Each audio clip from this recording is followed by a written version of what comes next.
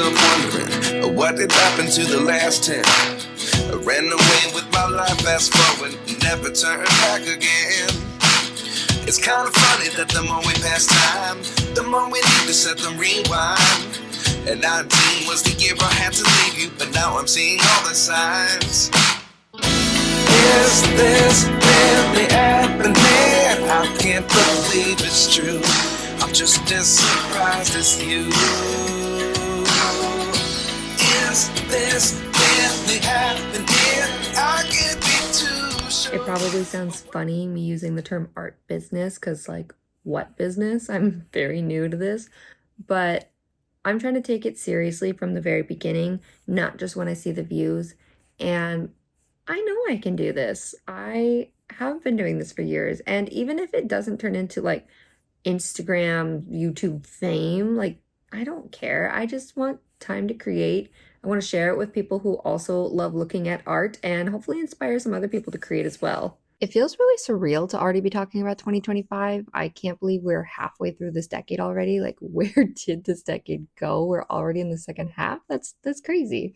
And I'm really excited but nervous about this whole upcoming year. I've got a lot on my plate with just 2 under 2, so it's going to be challenging creating goals for my art business, but I am determined to do it. And even if I make just a little bit of progress, I'm happy with that, even if it's messy. So today I thought it would be fun to sit down and talk about my art business goals for 2025, being that it is January, a new year, which means resolutions, goals, kind of reflecting on what happened the last year and what you are envisioning for yourself for the upcoming year. I will try to isolate my voice, but you might hear lots of little snores and heavy breathing in the background, per usual. Sorry.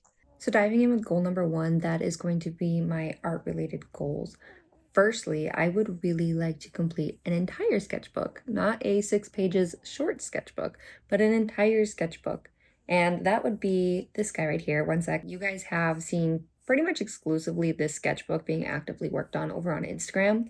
And I just want to continue this year making sure that that sketchbook is my priority. I want to set intentions with each page, make sure that I'm giving myself a goal of what I plan to learn or maybe a skill that I'm wanting to work on. For example, I would like to finish my eye study page. I would also love to do a page full of just fabric and cloth and trying to get better at that. If you've watched any of my last videos, you know that I've been really struggling with the cloths and fabrics, so I would like to practice that some more. But I also want to finish the sketchbook that I just did a tour of yesterday, the one with the white pages in it, and then I had like 6 left.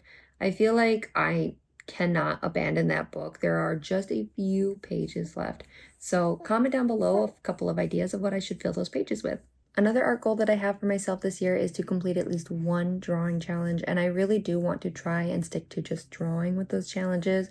I may throw in some ink or some watercolor wash. I'm not sure what that'll look like, but I love painting. I love gouache, I love watercolors, I love acrylics, and that is what I'm most drawn to whenever I want to create, but it's very time consuming and it has a lot of prep and a lot of work up front to even sit down and do the art part. So I want to goal myself with drawing specifically so that I can get in the habit of just sketching for 10 minutes here and then adding to that sketch 20 minutes there, instead of feeling like I need to sit down and finish something from start to finish in one session, because it's just not realistic and I keep disappointing myself with how little I'm able to accomplish with the tiny windows of time that I have. So I'm not sure if I'm going to do Inktober or Mermaid or Peachtober.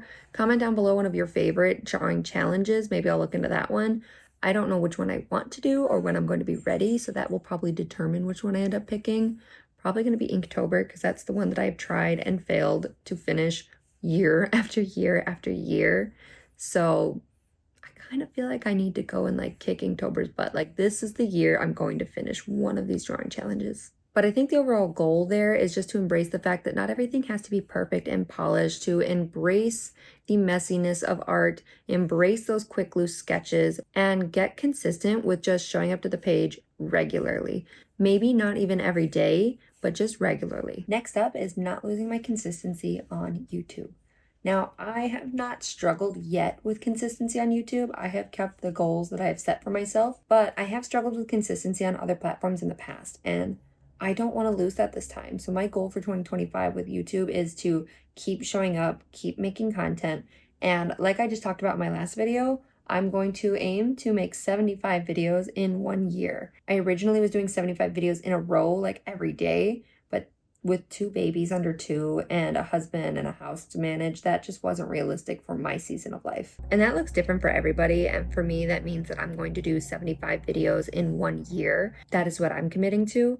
I was originally doing 75 videos in a row. I got a little overzealous and excited and took that on. And by day 3, I realized, nope, this is not sustainable for my season of life. But I also want to aim higher and stretch myself and see what I'm capable of, which is why I'm still setting that goal of 75 videos in a year. I want to see what I can handle and how much I can grow as an artist and as a content creator.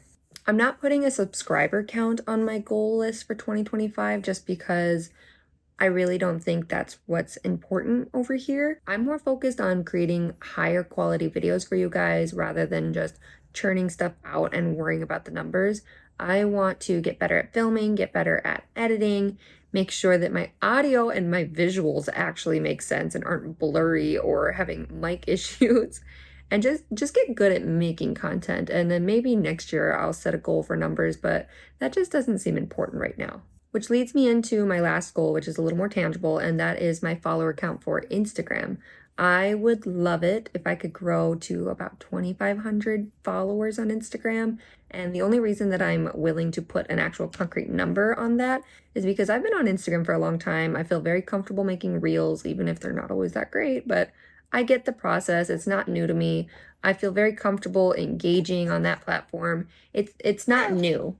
Right now I'm sitting at about 1,400 followers, so I'm really impressed with that number. I started that account just in September of 2024.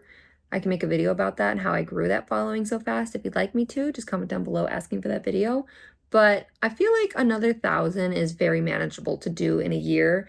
And I know that numbers aren't everything, and it, at the end of the day, can be a vanity metric. But if I want to turn this into a business, if I want to make this something legit that one day brings an income in for my family and shows my kids that you can make a living off of your dreams and what you love, then I have to be realistic. And unfortunately, I do have to consider the numbers and working with brands and getting monetized, things like that. Like, they look at the numbers. So unfortunately, I have to as well. And that number also represents how I'm connecting with my audience and if people are engaging with my work, if they're liking it, not just like the actual follower count going up, but even the posts. Like, you can have thousands of followers and still only get like 18 likes on a post, which for me is almost like a mini critique every time I post that something's not right. Obviously, the algorithm has a huge role to play there, but I really do think that if I'm finding the right people, the numbers will just be there. And so those are my goals for my new art business for 2025.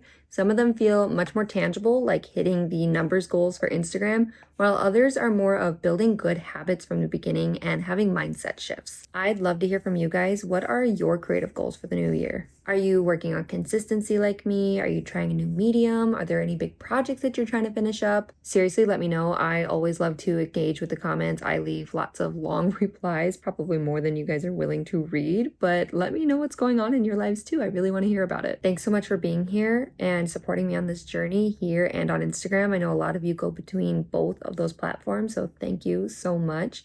If you enjoyed this video or it's inspired you to set maybe some creative goals for 2025, and if you like this video, please consider giving it a like. It is free, no hidden cost, I promise, just free of charge. Just gotta click the like button. It really helps out the page, but it also makes sure that our paths cross again. You can even consider subscribing if you want to definitely make sure our paths cross again. I'm going to, like I said, be posting 75 videos this year. That's more than one a week, all art related, all things art. Until next time, I hope you have a great rest of your week.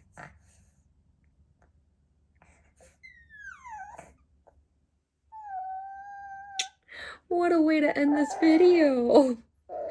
Bye, guys. Oh, honey. You're okay. You're safe in Mama's arms. You're okay.